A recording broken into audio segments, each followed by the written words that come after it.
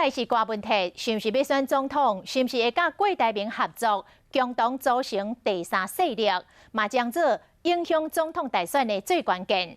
就伫这个敏感的时刻，人伫国外郭台铭是派伊真重要的幕僚刘宥彤到台北市政府来开会，双方是毋是有讲到合作的问题呢？郭文泰讲无哦。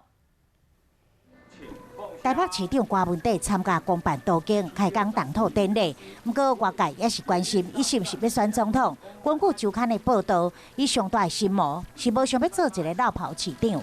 台湾就是不正常，那怎么办？这是好问题。不过这样的，在不正常的时代，如果可以的话，我们尽量想办法让它正常。是毋是要选关键人物，就是郭台铭，是毋是加入政局？ 过党幕僚前一天到北市府开会，加上郭台铭特别回来台湾，伊甲郭台铭8月是毋是要见面讲选择？